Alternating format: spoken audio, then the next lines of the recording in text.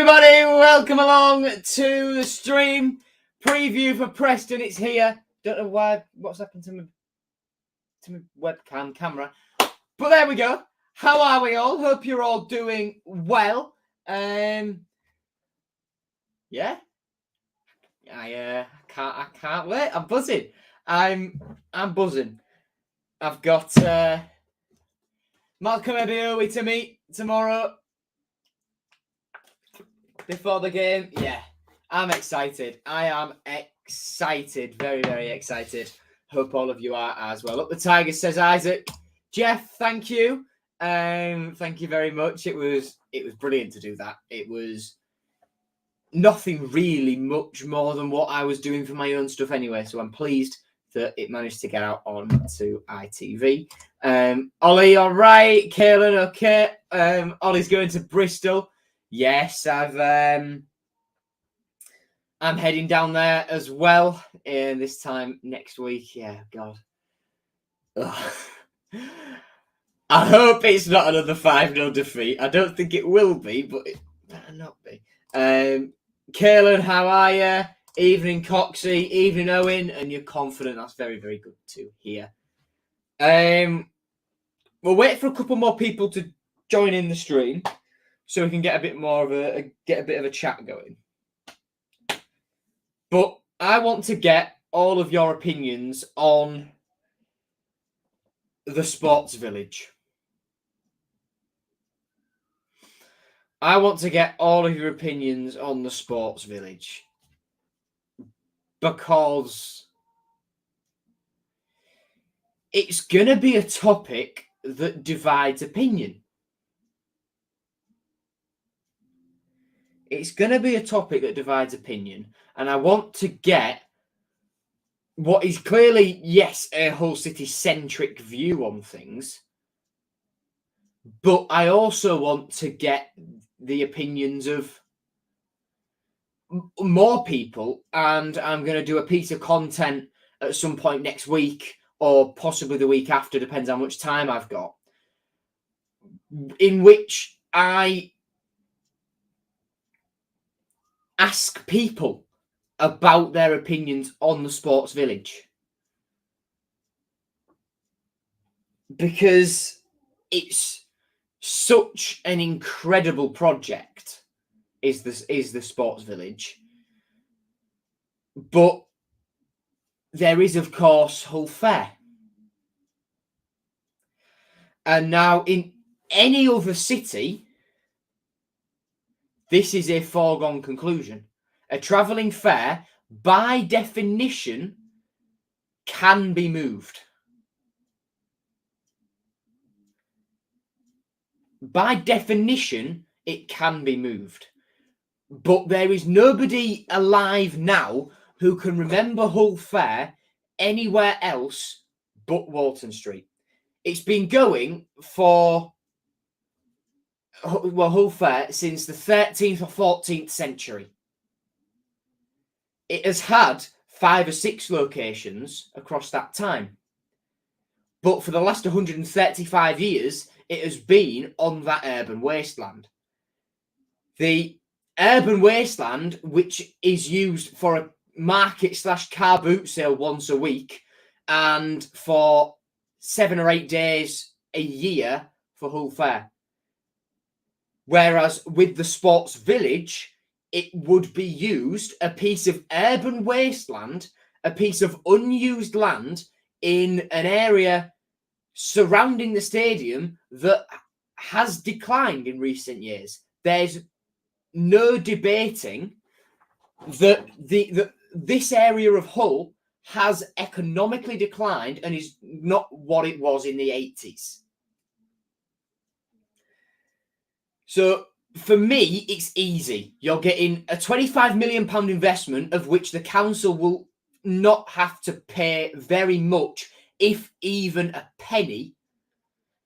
And then you're going to just straight away have economic activity that can benefit 2 local sports teams, the community. There's the Tigers Trust Arena already there. And if those community benefits can be proven by the club, I don't see a reason why this should not go ahead, personally. Now, I've seen Jane, how are you, Jane, ask about parking. Now, there are going to be car parks on there, Tan has pretty much confirmed. But there will be executive car parks and players' car parks and stuff like that. So, for me, the club does have to invest in other land surrounding the stadium or at different points in the suburbs, in the inner city, and on the outskirts to get park and ride services if this is going to go ahead, because it is such a big car park for people going to games. It has to be, you know, there has to be some sort of contingency plan for fans wanting to park their cars. In Worthing, the fair was held on the seafront. So what about somewhere around St Andrew's Quay? Now, that Lord Line bit is overgrown, dangerous, leftover heroin needles probably in every single bush you look in. Those Lord Line buildings need a lot of doing to them because there's broken glass everywhere. There's all sorts around there, and that area would need a lot of work doing to it before the fair could be held there, in my opinion. Ollie also reckons there's not enough room. Well, that's another thing. The fair in its current size, and it is expanding, I think has outgrown Walton Street now. At points when I went last year with my mates, there were points where two of us, I think there was a group of about 6 or 7 of us, as just walking down Main Walton Street, there were points where 2 of us could not walk side by side. This was on a Tuesday night, not in school holidays. Hull Fair, I think, has outgrown Walton Street now. Plus, there may have to be a compromise, in which case fair would have to be downsized. And, it doesn't necessarily need to remain as big as it is. Keep your Bob Carvers, keep your not Hendrix, what is it? The brandy snap place. I'm not sure. I'm not sure. I'll text my mum actually. She'll know. What's the brandy snap you like from Hull Fair called? Anyway, and you don't need 10 different hooker ducts. 10 different hooker ducts. You don't need 3 lots of helter skelters. You don't need 7 lots of waltzers. You don't need the big wheel that's always at the back and the new big wheel that costs 25 quid at Spring Bank End. You don't need all of this stuff. And I'm not really... Yeah, right. Yeah, you can... Food, got a reply from my mum now. Instant. You don't need everything that's there. For me, like I say, it's outgrown it, and if it's going to remain where it is, it needs to downsize, because this, a £25 million investment, anywhere else in the country, this would absolutely not have to go under any consideration whatsoever. And this is why Hull is so far behind cities like Leeds, like Liverpool, like Manchester. It's simply turning down stuff like this We had City of Culture, that was fine. Government stuff, fine. We got the money and we used that. Has it had a massive lasting effect? Not really. But this, a £25 million investment, of which the council would have to pay very little, if even a penny. And yet, it's probably going to have its nose turned, going to be turned down because of tradition. Hull Fair has outgrown Walton Street. There are other locations for it. The area is an urban wasteland that is not used 355 days a year. Move Hull Fair, get the investment done and get it started straight away, because it's good for the football club, it's good for the football club's academy. It's also said that it can provide stuff for Hull FC and the community as well.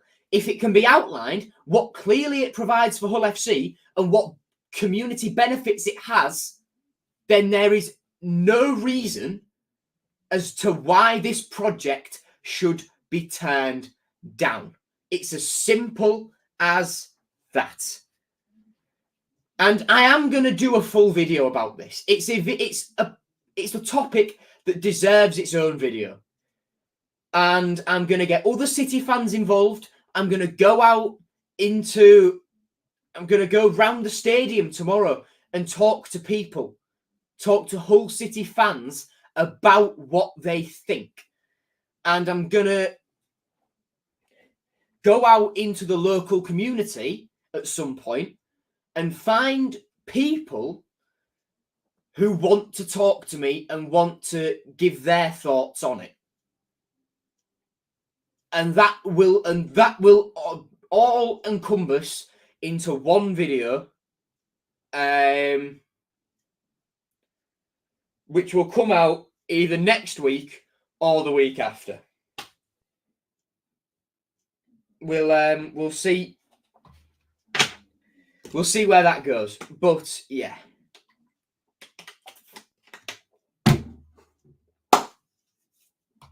Bloody hell. Anyway. Let's go back up, shall we? Marcus, I don't think Figueiredo will even be in the squad tomorrow. Leo, evening. I think it's a great idea, but I don't think the council will move the fair. Too contentious. And Councillor Mike Ross is massively sitting on the fence. And that goes for all the council. I think they are massively sitting on the fence because they don't want to commit too much to moving fair, because there is a local election coming up in 3 months' time for Hull City Council. And probably the biggest proportion of the voter base will want to keep fair where it is. That's probably why we're not seeing a definitive move from the Lib Dem councillors, because they don't want to lose Hull City Council. Ollie, the driving lessons are going well, mate. Going very, very well, thank you. Coxie says, Tam makes a good point. The huge area only getting used 10 days a year. In my opinion, it's good. We'd rather move it and develop the area in the long run. That should bring more good to Hull. Exactly. It's investment. And that investment could breed more investment. And that could breed more investment, and more and more and more and more and more. And if these training facilities help, help push the club further up the divisions and bring more money to the football club, and makes the club a staple in the Premier League in the future, then that brings a higher calibre of player to the city, meaning more fans will flock from elsewhere to probably come and watch the football. Let's say from Turkey, just for example, let's say in the future we get Arda Güler or something like that. I don't know. Let's say I'm definitely overshooting here. Let's say from France we get, this is way out, but let's say we get someone like a Marcus Thuram or a Kolo Muani or a Manu Kone. Not going to happen, but just using them as examples. People from their homeland will probably want to come and watch them. Therefore, tourism into the city, they spend money, not just at the football, but in the local economy, in local shops, in hotels. The hotels that they stay in and the shops, they pay the money that is spent in tax to the council, or they pay their employees and the employees pay tax to the council. That money paid in tax can be reinvested into the city and make it a more attractive proposition to invest in. It's simple stuff, man. It's simple stuff. It's simple stuff. Imagine if the Allams were still in charge and did this, they'd be fighting hand and foot to be Hull Tigers if the council were like this. Well, Tanner's said this isn't their project. These are plans developed by previous owners, not specified whether it's the Allams or Paul Duffin or Adam Pearson or Russell Bartlett or whoever. These are plans that have existed for a long time. The club just think, right, we've got these plans. How can we make it better? And how can we convince the council to go for it this time? What the Allams did too early was burn the bridges with the council. That was what let them down, because they wanted to buy the stadium. They said no, and Asim Alam, rest in peace, he reacted to that in a certain way. And this stuff with that fairground is why takeover stuff, previous prospective owners have gone in with plans to develop that area as they've bought the football club, and that's where it's fallen apart. That's where that takeover bid has fallen apart. I think the Saudis in like 2017-18 sort of time, that season, that fell apart because of that. So what Arjun, Tan and the team have done is they've let themselves get settled. They've rebuilt relationships with Hull FC and with the council. And off the back of positive conversations that they've had and those relationships have been repaired, they can now progress and do more with this. And what we don't want them to do is burn the bridge over this matter if it doesn't go ahead. For me, it's a no-brainer, but don't know. Charlie says, do I think Arjun should try and buy the stadium? No. He has said he wants to expand it and he'll help the council fund that, which is great. Collaboration. It's something that this ownership and the council are doing differently to the previous ownership and the council. I think Arjun will be diplomatic with the council, but will push by creating a positive vibe. Yes. Arjun and Tan will portray the benefits this has for the city as a whole, and what they will do, if they can do anything, to help pick up the pieces of what they've had to move to put their new project in there. For example, Hull Fair. For example, parking spaces. And if they wanted to do something with West Park, that's public land. That whole area is public land. So it's not just the club wanting to do whatever they want. It's public land. So it has to go through the council. It's a lot. It makes the process longer. And I suppose that is the downside of not owning your own stadium and not owning the land around the stadium. But Arjun will recognise that it's better to work with the council than to try and usurp them straight away. I think him and the team will have been told about what the Allams did and how they burnt that bridge with the council so severely and so quickly. They will want to do things differently. I think Arjun and the team, and the council of Hull FC should expand the stadium to make it about 35,000. Well, Hull FC can't fill a 25,000. They get about 10,000 a game.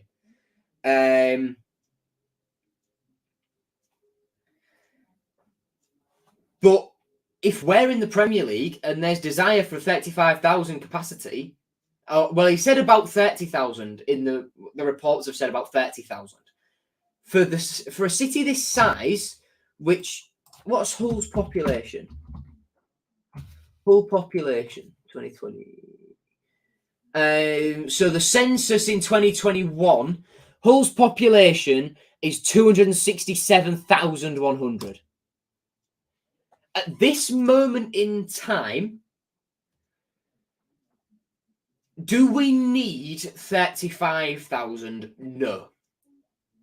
In the future, will we need 35,000? Probably not. Maximum I'd say we need is 32.5. I don't think we'll need 35 because we are a smaller city. If we compare Hull to Leeds population-wise, Leeds what's Elland Road's capacity? Elland Road capacity. Elland Road is 37,792. And Leeds has a population of 812,000. What's Leicester's population? Leicester's population is 368,600. What's the capacity of the King Power Stadium? The King Power is 32,000. And aren't they redeveloping it? King Power Stadium redevelopment. So they're expanding that to 40,000, and they've got a near enough 400,000 base of population to go off. Let's have a look at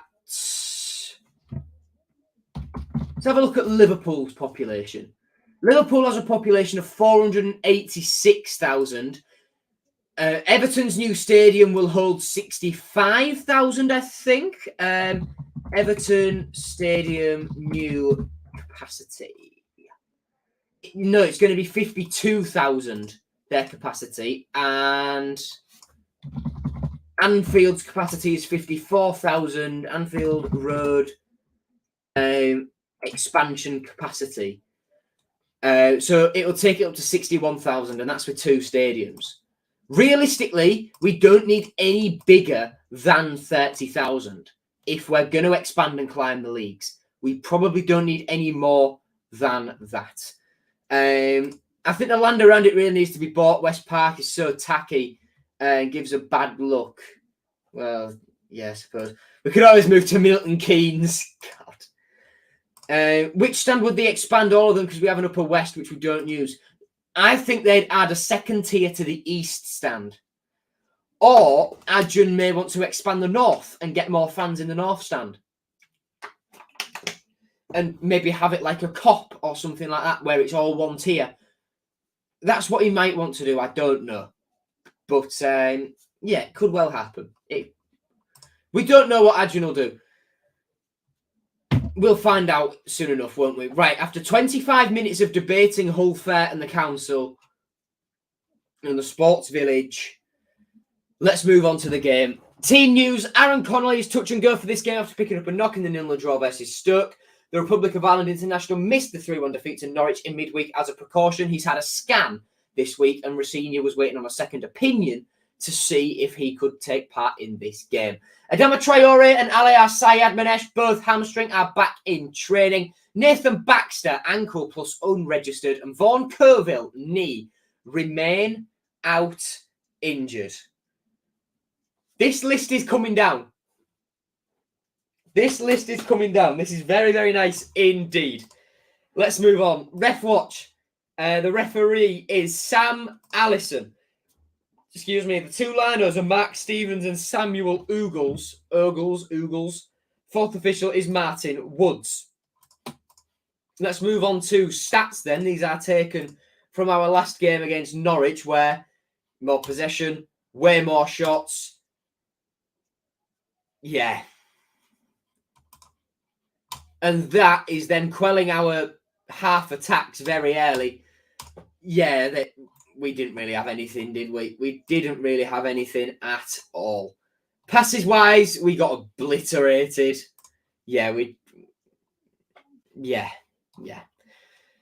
Less said about that, the better. Let's move on to head. Flying through this now, where the team for Preston in their last game they set up Ryan Lowe's team set up in his classic 3-5-2. It was Freddie Woodman in goal. Their wing backs were Alvaro Fernandez and I hate how they don't do this in position, Brad Potts. Then their back three was Greg Cunningham, Andy Hughes, and Jordan Story. Midfield three was Alan Brown there, Ben Whiteman, who was sent off, so he is suspended for this game, and Ali McCann, a one-time Hull City target. And then up top together, it was Troy Parrott and Everton loanee Tommy Cannon. We'll have a look at Preston's form now, and we'll have a look at ours as well in the process. Preston's form then. Last 1, 2, 3, skip out Tottenham 4-5. Lost 4-0 to Norwich. Beat Birmingham 2-1. Lost 2-1 to Bristol City. Lost 3-0 to Birmingham. Then drew 1-1 with Luton. So their form's a little bit all over the place. Same could be said for ours. Last 5. Lost 1-0 to Sheffield United. Followed by 2 home wins against QPR and Cardiff. Before a draw against Stoke and a defeat against Norwich. But we've still only lost 3 times since Liam Rosenior has come in, which is good. Time to change from the diamond, especially if Connolly not available. Also move Slater back into midfield. I don't think Slater's been good recently. I think he's falling off a little bit. I think he's lost the momentum from the early part of the season. But we don't have the players who could come in and, dislodge him from the wings at the minute. Dimmy's coming back. Ali's coming back. Ebiowi's coming to fitness. So Tete's back now. So Rosenior will work it out in time, surely. But then there's Darlow as well. I can feel a Darlow start coming on, says Ollie. Interesting. I don't feel a Darlow start. Ingram hasn't necessarily done anything wrong. And I don't get why people, after that Norwich game, immediately jumped on Matt Ingram's back. I'm going to go to full screen for this. What could Ingram do about the first, the second, or the third goal? Tell me now. The first one's a deflection. The other 2 are hit really, really well. And he's not getting to that. Very few goalkeepers in the Championship would get to them. It's not just, his clean sheet record's gone now. Time to bring Darlow in. Let's not forget, Darlow has been 4th choice for Newcastle this season. We don't know what his match fitness is like. We don't know if he's much better than Ingram because he's been 4th choice. Just less than a month ago, he was behind Nick Pope, Martin Dubravka, Loris Karius, and maybe even Matt Gillespie in the pecking order at Newcastle.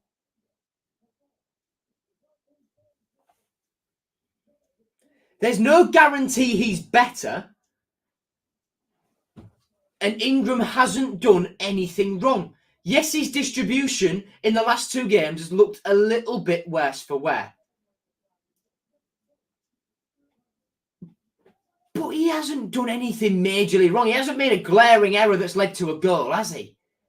And by the way, the way Cyrus Christie played on Tuesday, I love Cyrus. He's a really good player. But if Louis Coyle played the way Cyrus Christie played the other night, he would not have made it out of Norwich alive because of the abuse he'd have got from some of our fans. It's as simple as that. Ingram and Coyle get scapegoated. at the moment. It was Smallwood and Coyle last year.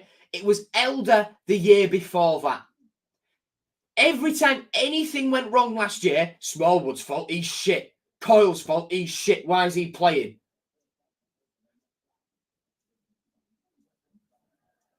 But neither of them really did anything wrong. It's the same this season. Coyle has not put a foot wrong since Liam Rosenior's come in. And if anything, in games where both Cyrus Christie and Louis Coyle have played together, Louis Coyle has looked better. Sheffield United, for example, until Louis Coyle got subbed off, Cyrus Christie was not interested at all.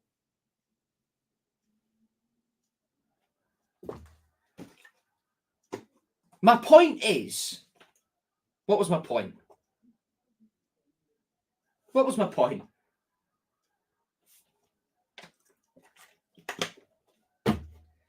My point is, if you're setting such high standards and criticising a player for doing literally nothing wrong for one player, you should hold the same standards for everybody else in the team, especially those also playing in their position.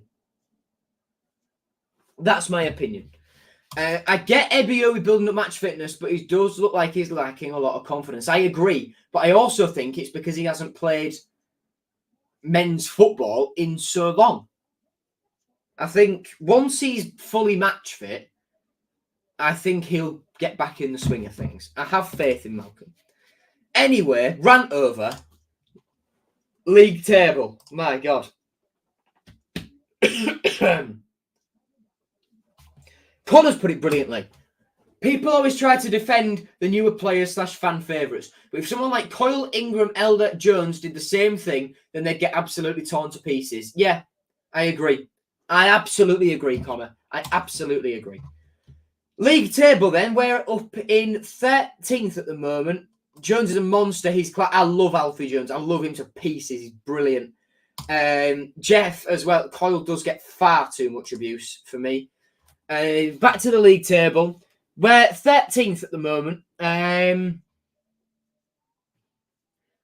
gap to the playoffs is 6 points. It's doable. It's doable. But I do think that Norwich game and that Stoke game have been a bit of a reality check. Ollie, that's another one. Ryan Longman. Longman is massively scapegoated.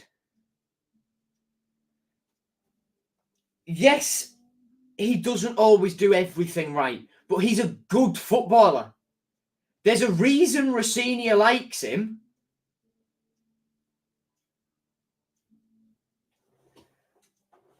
And there's a reason he's in the team every week.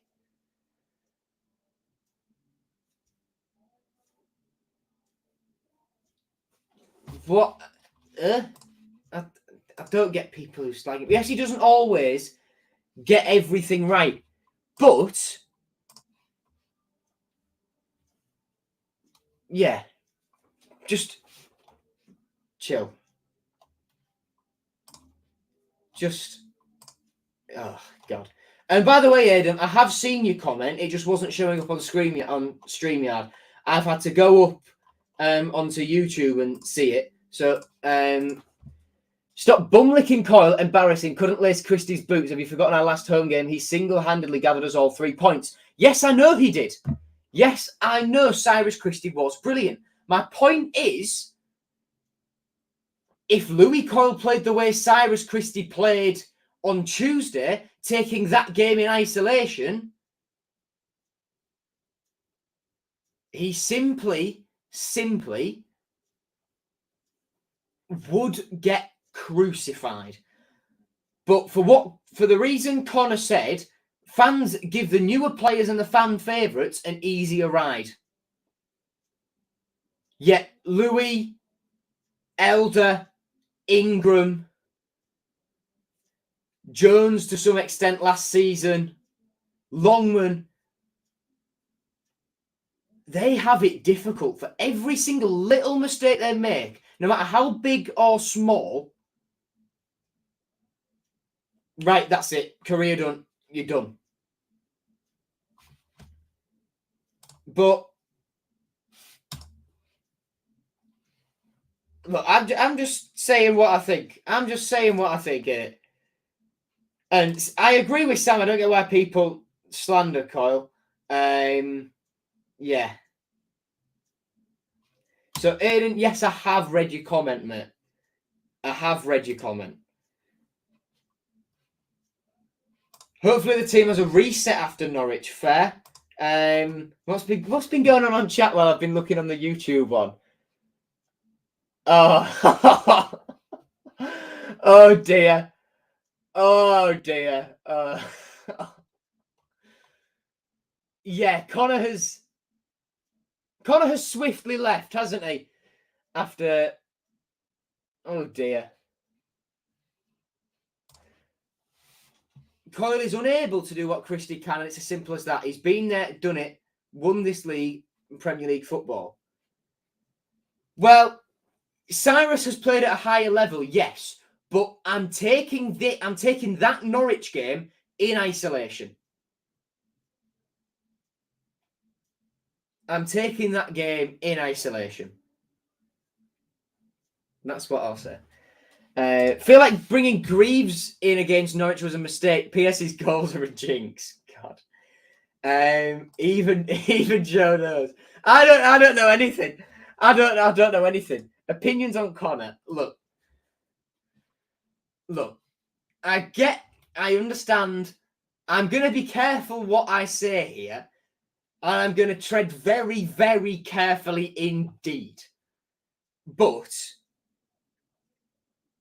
Connor has some. What's the best way to say it? Allegations, let's say, of which I am not in the position to comment. Whenever I've seen him, he's always... Ashley, what do you mean? Ashley, what do you mean? I have to be very careful. I have to tread very carefully here. Cameron.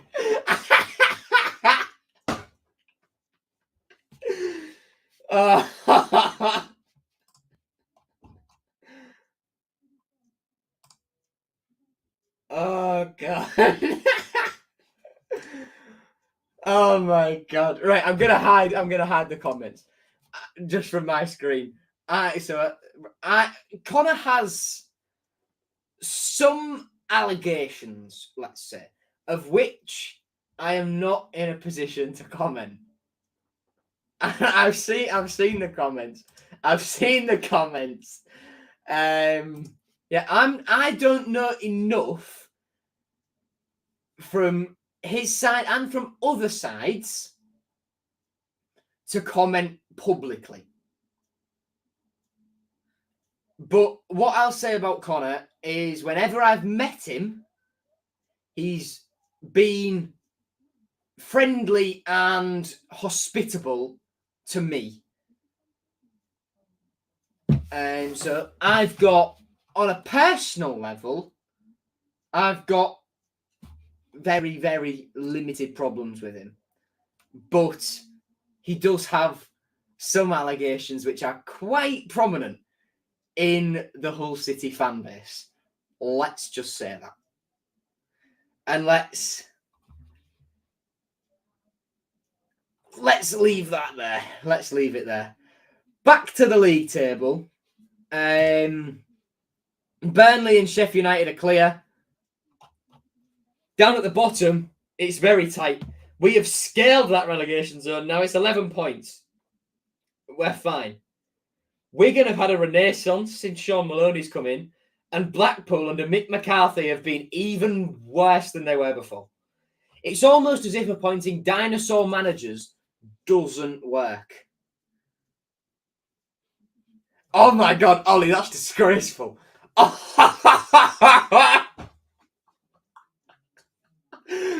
Oh my God, Ollie. Ollie, that's disgraceful. Oh my God. Oh my God. Oh my God.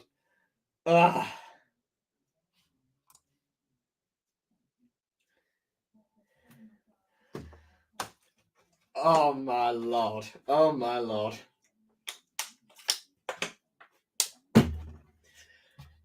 Moving on. Moving on.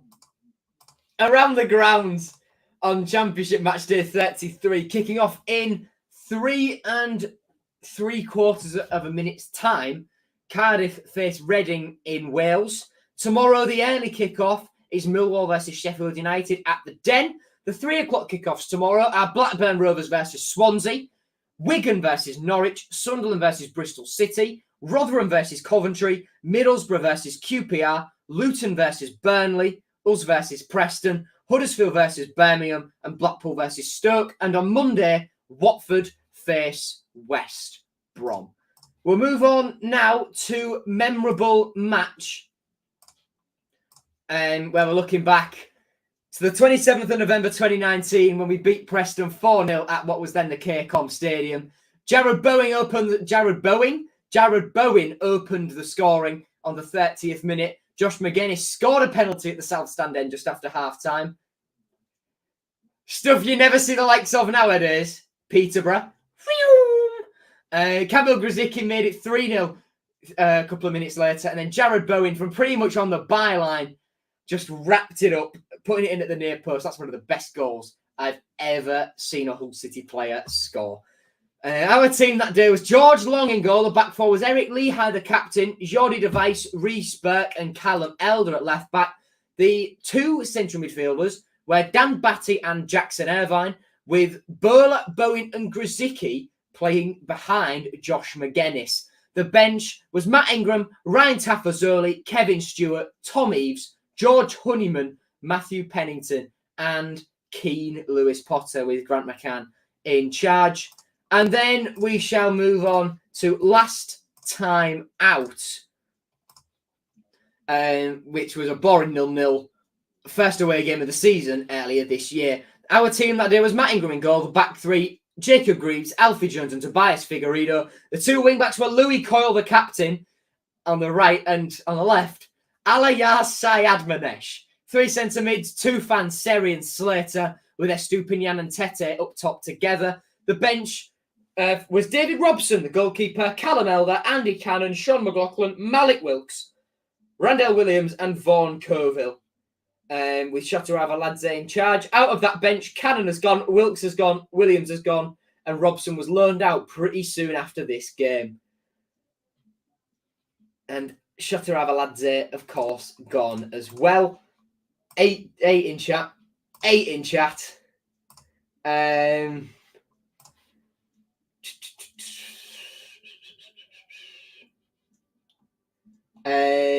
How far? Oh God, Lucas, I'm not putting that on screen. The days of veteran managers are ending. Bruce, McCarthy, Warnock, Pulis, and maybe even Allardyce company the youngest in the champ, and look where he is. Exactly. Leo, that's disgraceful from you. Dean,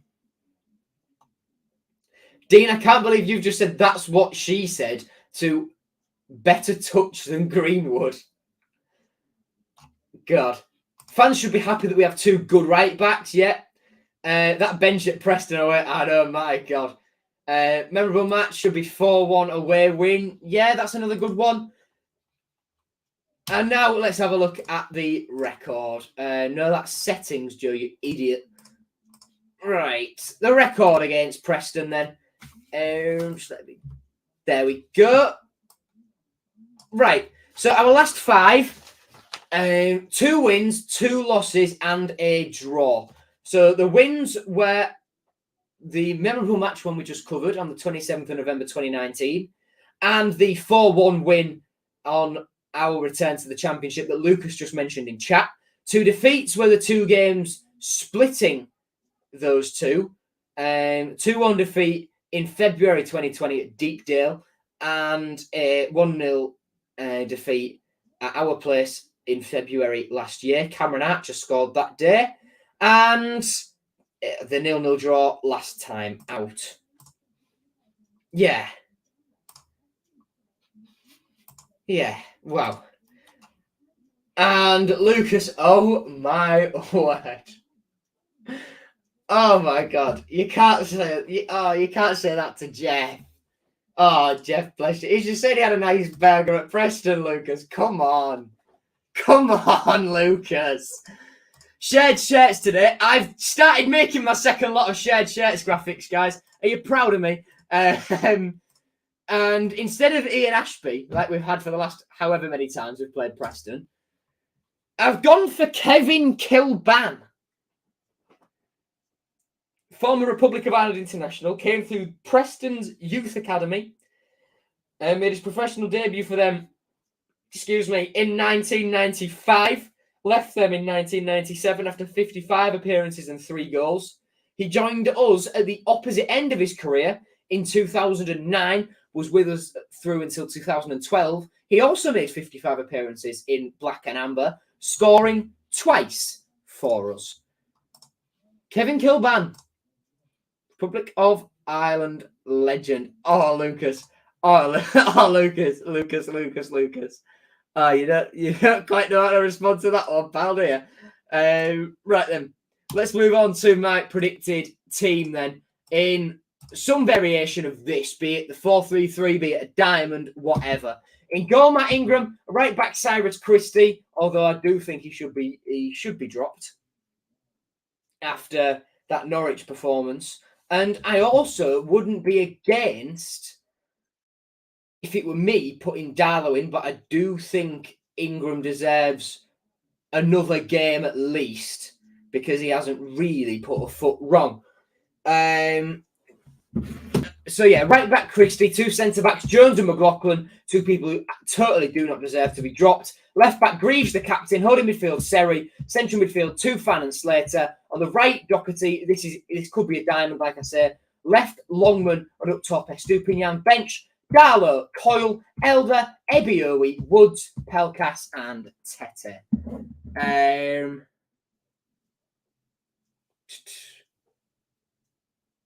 Connor's just sent me a message. Okay.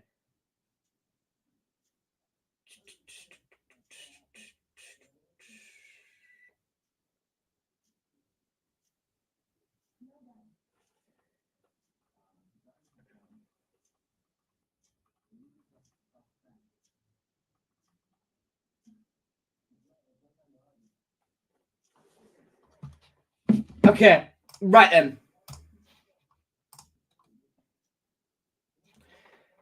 Get your score predictions in, everyone. Score predictions in chat.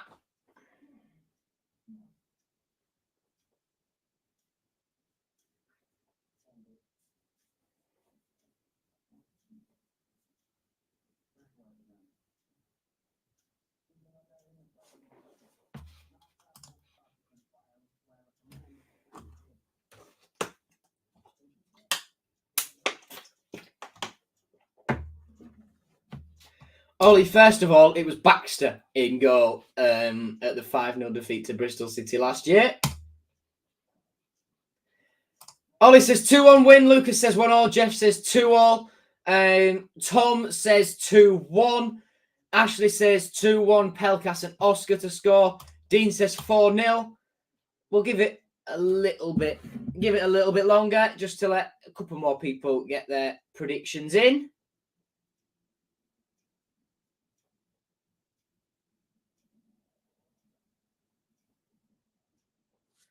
Sam says 1-1. And okay, we'll see if any more come in. But I think we will win 2-0 tomorrow. I am confident. I am very, very confident. I think Preston, they're a weird side of Preston. They're a very, very weird side of Preston. Some games they can be brilliant, others they can be totally bang average.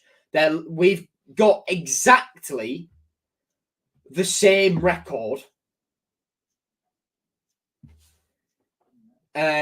We've both won 11 games, both won 8 games. We've lost 13, they've lost 12, but we've played a game more. We've got -9 goal difference, both of us, both on 41 points. We're 14th, they're 15th. We've scored more goals, they've conceded more goals. We've scored more goals, but we've conceded more goals as well. They've scored less and conceded less. But I think we'll win tomorrow. I think we'll win. I think 2-0 win, and I think we might see Oscar back on the score sheet as well. Thank you very much for watching, everybody. Take care, and I'll see you all tomorrow for the Matchday vlog. And after that, all eyes on Bristol. All roads lead to Bristol. See you later, everyone. Take care, and goodbye.